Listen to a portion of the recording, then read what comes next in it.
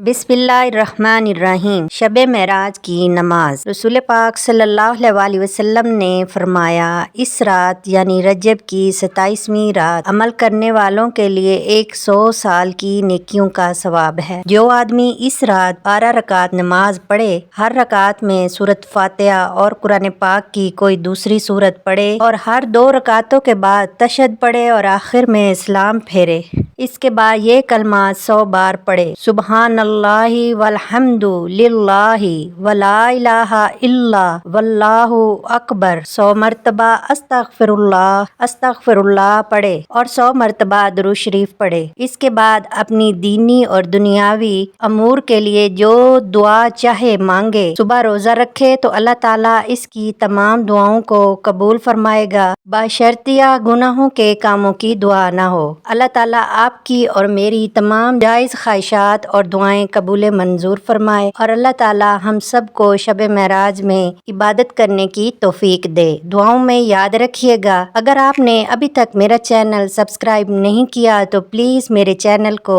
Subscribe कर दें।